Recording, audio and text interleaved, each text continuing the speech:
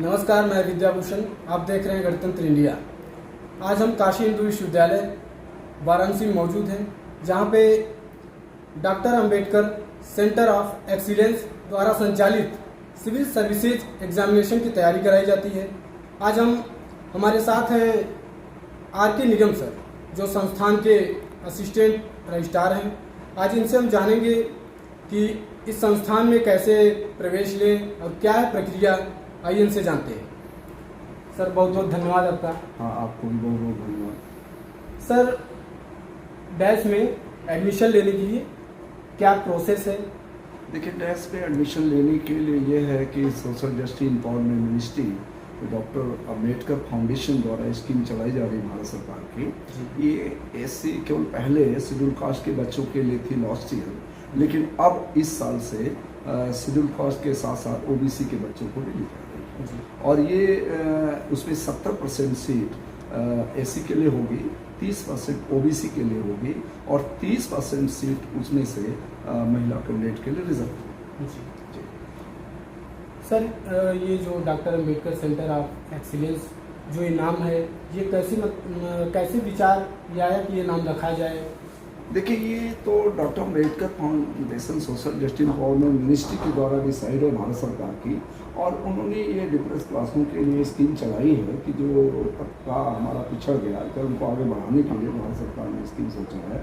और बीएचयू को ये जिम्मेदारी दी है कि ये बाबा साहब के नाम पर, Bharat doctor B R Ambedkar के नाम पर बड़ी गर्व की बात है कि उनके नाम पर स्कीम चलाई गई, जो इस समाज के उत्थान के लिए उन्होंने शिक्षित हो, संगठित हो और अपने अधिकारों को लिए संघर्ष करो, इसका नारा दिया।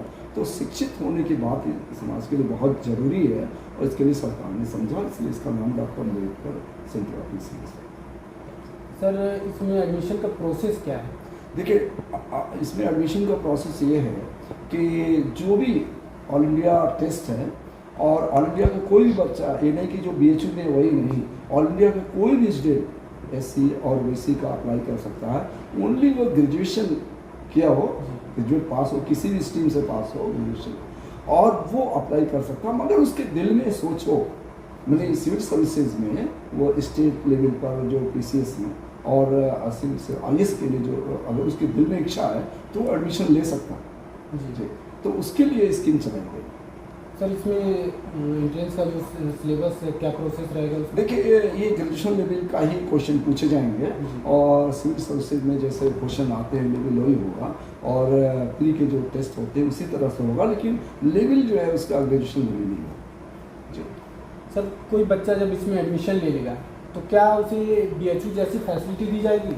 देखिए, ये चीज़ तो गवर्नमेंट प्रयास कर रही थी, लेकिन हम लोग भी सेंटर के लिए प्रयास किए। जो लास्ट वर्ष कोर्स चला था, अभी लास्ट वर्ष उन्होंने क्या किया कि कोई भी रहने और आने की सुविधा नहीं दिया, लेकिन हम लोगों ने बात ऑल इंडिया लेवल पर मिनिस्ट्री को रखा। इस साल से उन्होंने रहने की सुविधा तो नहीं दी, लेकिन 4000 पर मंथ और स्टाइपेंड की सुविधा बच्चों को दिया, और साथ में हम लोगों ने यूनिवर्सिटी की तरफ से मेडिकल फैसिलिटी उनको दिया है, और साथ ही साथ यहाँ पर लाइब्रेरी का भी हम लोगों ने अलग से बना लिया कि बीएचयू की लाइब्रेरी की सुविधा नहीं उपलब्ध है, तो हम अपनी लाइब्रेरी स्वयं इस्टेब्लिश कर रहे हैं। और पीछे देखेंगे तो बहुत सी हमारी पुस्तकें आ भी गई हैं, और भी कम्पिटिटिव पुस्तकें आ रही हैं। यानी कि जो इस संस्थान में बच्चा पढ़ेगा तो वो काशी हिंदू विश्वविद्यालय की सेंट्रल साइबर लाइब्रेरी, तो इसमें जो है कि वो इंटर नहीं कर पाएगा, उनके लिए अलग।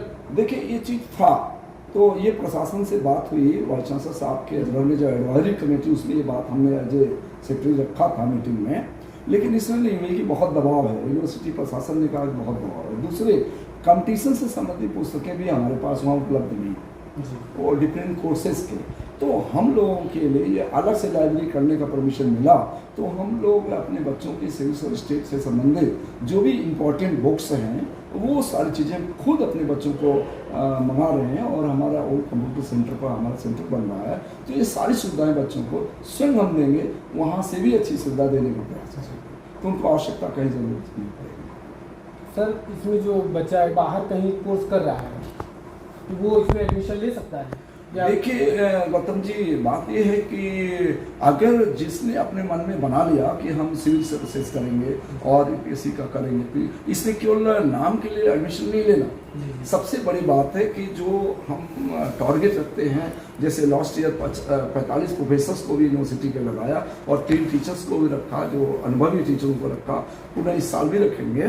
तो ये मेन मतलब है कि वो मन बना के आना पड़ेगा, कोई दूसरा कोर्स नहीं कर, फुल टाइम कोर्सेज है तो उसको कोई दूसरा, केवल ग्रेजुएशन करने के बाद, चाहे वो बीए किया हो, बीएससी किया हो, और या फिर मतलब किसी भी कोर्स स्ट्रीम से हो, कॉमर्स से हो, किसी भी स्ट्रीम से हो, उसको अलाउड है। लेकिन अगर मन बना ले कि हम इसको कोर्स में करेंगे, हमारे साथ दिन भर जुड़ा रहा, तभी इस कोर्स के कर पाए। तो गवर्नमेंट ने इसीलिए इसको फुल टाइम लगा है कि अगर दूसरे कोर्स को करना चाहेगा तो वो नहीं कर पाएगा। बेहतर मैं साफ कहता हूँ कि बच्चे, अगर तुम चाहते हो कि आप यूजी के बाद पीजी करना चाहो, डिफरेंट कोर्सेज करना चाहो, पीएचडी करना, तो आप जा सकते हो, वहाँ कोई दिक्कत नहीं है। लेकिन जब इसमें आइए तो एकदम बिल्कुल मन बना के फुल टाइम आइए कि आप अपने लाइफ में बढ़िया से सिविल सर्विसेज और पीसी को पास करें और आगे जाएं और अपने उद्देश्य को प्राप्त करें। इसलिए हमारे लिए सर, पिछले साल जो फैकल्टी मेंबर का जो चयन रहा, क्या पिछले साल के अपेक्षा जो है अब की बार बेहतर होगा, अच्छे फैकल्टी मेंबर आएंगे? जी देखिए, क्या क्राइटेरिया है? हाँ गौतम जी, ये बात तो आपने सही पूछा। और ऐसा था कि जो हम लोगों ने रखा था लास्ट ईयर, एक साइंस स्ट्रीम से रखा था, 2 आर्ट और सोशल से भी रखा था, तो वो देखिए 2-3 टीचर्स हमारे पास अगर परमानेंटली यहाँ रहेंगे, अगर कॉन्ट्रेक्चुअल बेस पर ही मिनिस्ट्री कहती है, अगर उन्हें हम रखेंगे तो फुल टाइम हमारे साथ रहेंगे। लेकिन उन्हीं 3 से संभव नहीं है। हम डिफरेंट जगह से भी और इंस्टीट्यूट से भी बुलाते हैं। यूनिवर्सिटी में खुद ही पूरा वर्ल्ड फेम की हमारी एशिया नंबर 1 की यूनिवर्सिटी है, तो 45 प्रोफेसर ने पढ़ाया था, और भी प्रोफेसर को हम बढ़ाते इस पढ़ाई को करवाएंगे, तो वो फिर बहुत अच्छे से पढ़ाई होगी। कोर्स को हम सिलेबस के अकॉर्डिंग हम उसको कंप्लीट करेंगे, हम चाहेंगे बच्चे आगे जाए। तो फिर से हम एडवर्टीजमेंट दे के, हम चाहे अगर टाइम की कमी पड़ेगी तो आप इंटरव्यू रखेंगे, और अदरवाइज हम फिर एडवर्टीजमेंट करके फिर फैकल्टी मेंबरों का अच्छा से अनुभव को हम प्रवेश देंगे इसमें और वो पढ़ाएंगे। तो सर, अभी जो है कि क्लासेस चल नहीं रहे, अभी फैकल्टी मेंबर का जो है कि सिलेक्शन जो क्राइटेरिया होता है अभी शुरू नहीं हुआ है। जी। और सर, अगले 2024 में लगभग मई में यूपीएससी का पेपर है, तो ये कैसे संभव है कि बच्चा जो है कि किस हिसाब से तैयारी करे कि वो सिलेक्शन पा सके? देखिए गौतम जी, एक चीज़ बड़ा इम्पोर्टेंट आपका क्वेश्चन रहा है ये। और लास्ट ईयर जो बच्चे हम लोग थे, तो ऑल इंडिया में हम लोगों ने ये बात रखा, जो मीटिंग होती थी सोशल मिनिस्ट्री से, हमने कहा कि जो भी तैयारी हमारा बच्चा करने आया तो साल भर बाद तैयार होगा। अब उस सेशन में जो टेस्ट होंगे उसके लिए पूरा हम कंप्लीट नहीं कर पाएंगे, तो इसीलिए मिनिस्ट्री ने हम लोगों का जो मीटिंग में विचार माना कि जो लास्ट ईयर के बच्चे हैं, जो अनुभवी बच्चे साल भर पढ़े हैं, उन्हें पुनः एक टाइम दिया जाए, तो वो गवर्नमेंट ने मान लिया। तो वो बच्चे जो हमारे अनुभवी साल भर हमारे यहाँ अध्ययन किए हैं, वो भी भरेंगे, स्वाभाविक ही वो और अच्छा माने करेंगे, तो वो भी करेंगे। और हमारी जो तैयारी होगी, हम करंट सेशन नहीं, हमेशा के लिए उसको तैयार करेंगे कि भाई हो सकता है कि एक बार मैंने वो कंप्लीट करे, तो उसको इतना बढ़िया हम बना देंगे कि वो बार बार आने वाले समय में वो आगे फिर तैयार होंगे। यानी एक एस्पिरेंट को 2 बार मौका दिया जाए? जी, 2 बार मौका दिया जाए। यदि सर जो प्री क्वालिफाई कर लिया जो स्टूडेंट जी, तो उसके मेंस के लिए क्या यहाँ फैसिलिटी होगी? ये बहुत बढ़िया आपने क्वेश्चन किया कि जो मेंस कर लेगा, कंप्लीट कर लेगा और इंटरव्यू के लिए, तो गवर्नमेंट ने इस साल हम लोग डिमांड 15,000 पर कैंडिडेट जो क्वालिफाई करेगा उसको एक्स्ट्रा पैसा दिया जाएगा, जबकि 4,000 पर मंथ को स्टाइपेंड मिल ही रहा है, लेकिन उसको 15,000 एक्स्ट्रा मिलेगा उसकी प्रिपरेशन। ये गवर्नमेंट ने मांगा। प्री क्वालिफाई करने के मेंस के लिए उसको 15,000, तो 15,000 रुपये वन टाइम दिया जाएंगे, लेकिन 4,000 पर मंथ उसको मिलते रहेंगे। 1 ईयर का कोर्स है, जैसे अभी लेट तो हो गया है, हम चाह रहे हैं कि अभी जो हमने अभी करंट चलाया है 15 नवंबर लास्ट डेट है, और अभी मैंने आज बात करी है, करीब 116 बच्चों ने रजिस्ट्रेशन करा लिया, और फिर हम पेपरों में दे रहे हैं, और ऑल इंडिया में हम लोगों ने मैसेज डाला है, बीएचयू की वेबसाइट पर डाला में भी काम कर रही है। साथ ही कल हम दैनिक जागरण के 10 जिलों में, और साथ ही ऑल इंडिया के हिंदुस्तान टाइम्स में यूपी, बिहार, झारखंड, नोएडा, ये एडवर्टीजमेंट कल आ जाएगा, तो बच्चे ज़्यादा से ज़्यादा हमारे एस यूनिवर्सिटीज़ में आ सकें।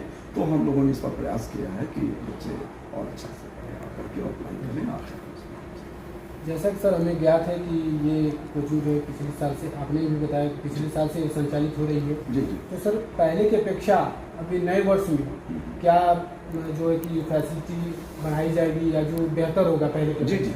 देखिए गौतम जी, ये बहुत बढ़िया इंपॉर्टेंट क्वेश्चन किया, और पहली बार लास्ट ईयर था तो हम लोगों ने भी इसको जाना सीखा और कमियों को हमने मिनिस्ट्री को अवगत कराया, हामी कराया। जैसे लास्ट ईयर क्या है कि बच्चों के रहने होने के लिए प्रबंध, चूंकि क्लास के बच्चे हैं तो इनके रहने की, विशेषकर जो शेड्यूल कास्ट के बच्चे हैं तो उनके लिए रहने के लिए सबसे बड़ी प्रॉब्लम होती थी। बहुत से मेरिटोरियस बच्चे छूट गए। हम लोग ने मिनिस्ट्री से बात करी मीटिंगों में, तो मिनिस्ट्री ने कम से कम 4000 पर मंथ देगा, तो उससे हमारे बच्चे मैंने काफ़ी कर सकेंगे। दूसरा कि हम उसको लाइब्रेरी नहीं दे पाए थे, इस बार हम स्वयं लाइब्रेरी स्वयं बच्चों के के अनुकूल हम लाइब्रेरी का प्रबंध कर रहे हैं। और जो हमारा सेंटर एक हॉल में हम अभी, जैसे यहाँ पर यूजीसी ह्यूमन रिसोर्स डेवलपमेंट में सेंटर चल रहा था, लेकिन अब हमारा नया सेंटर बन रहा है, तो उसमें हमें जो 3-4 क्लासेज मिलेंगे और उनकी मीटिंगों के लिए प्लेस मिलेगा, और बच्चों के लिए भी जगह मिलेगी, टीचर्स के लिए और अधिकारियों के लिए, हमारे ऑफिस के लिए भी जगह मिल जाएंगे। तो उसका विशेष स्वरूप हम बना रहे हैं कि बच्चों को हर फैसिलिटी अच्छे से दी जाए। सर एडमिशन सबका हो जाएगा, क्लासेस संचालित होने लगेंगी। जी जी। तो जो बच्चा जो है कि जो अपना ऑप्शनल सब्जेक्ट चुनता है, जी जी। तो क्या उसके लिए अलग क्लासेस होंगी, अलग टीचर अवेलेबल होंगे उनके लिए? देखिए, आपका ये बड़ा इंपॉर्टेंट क्वेश्चन है। ये लास्ट ईयर हम नहीं कर पाए, थोड़ा कम ही हो पाया, क्योंकि हमारे जो 3 टीचर्स थे वो क्लास लिए थे, लेकिन जैसे साइंस का हो गया, ज्योग्राफी का हो गया, और आर्ट्स के और भी सब्जेक्ट का, सोशल आर्ट्स के हो गए। लेकिन इसके लिए हम इस वर्ष, चूंकि हमें जगह की कमी थी, अब हमारे सेंटर पर जो क्लास बनने जा रहे हैं, जैसे 3 बड़े बड़े क्लास होंगे, स्मार्ट क्लास भी होगा, तो उसमें विभिन्न सब्जेक्ट के चलाएंगे, 2 मीटिंग हॉल बन रहे हैं, उसमें भी हम उन क्लासों को चला देंगे सब्जेक्ट में। जो उसका ऑप्शनल होगा, जिसमें अच्छे ज़्यादा से ज़्यादा जिसका चॉइस होगा, उसमें हमारे जो टीचर यहाँ पढ़ाएंगे, हम यूनिवर्सिटी से लेकर बाहर के टीचरों को भी ऑप्शनल में भी इस साल चलाने के प्रयास करेंगे। देखिए, अगर किसी में 1-2 ही बच्चे 2-4 चॉइस करते हैं तो उनके लिए थोड़ा दिक्कत होगी, लेकिन उनके लिए भी हम प्रयास करेंगे। सर जैसे कि यूपीएससी द्वारा, यानी कि यूपीएससी तैयारी के लिए संचालित होता था, अब इसमें स्टेट लेवल का भी जो है कि ऐड कर दिया गया है।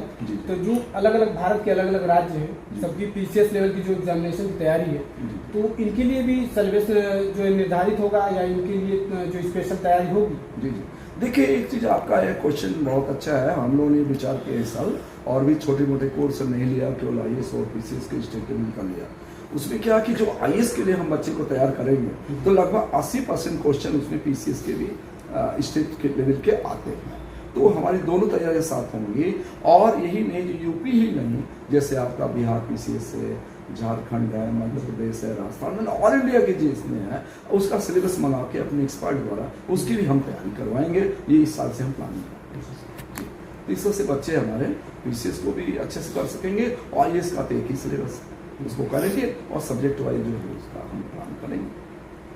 सर सिविल सर्विसेज सेवा द्वारा जो बच्चा चयनित होता है, वो भारत के कोने कोने में अपनी सेवा देता है, तो क्या वो जो इन्वायरमेंट होता है, एक माहौल होता है, क्या उसको वो प्रोवाइड किया जाएगा जिससे वो अलग अलग, जैसे कि कल्चरल प्रोग्राम हुआ या खेल हुआ, उनमें जो है इनको फैसिलिटी दी जाएगी या इन्वॉल्व किया जाएगा? नहीं गौतम जी, ये बहुत बढ़िया सवाल आपके।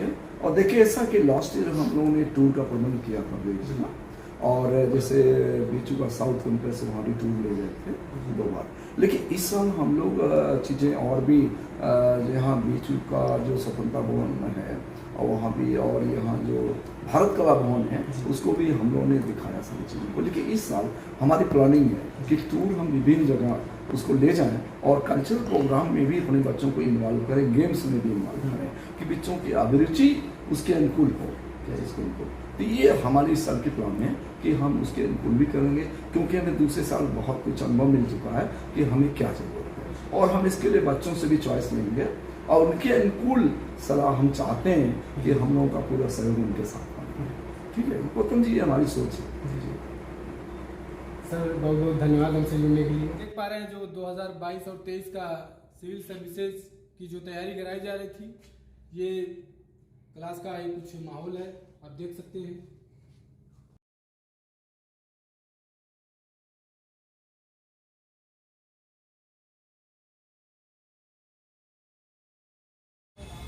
जैसा कि आप देख रहे हैं हमारे पीछे जो ये बिल्डिंग है, ये जो सिविल सर्विसेज एग्जामिनेशन की जो नया बैच आएगा, इसकी तैयारी के लिए ये बिल्डिंग प्रोवाइड की जाएगी।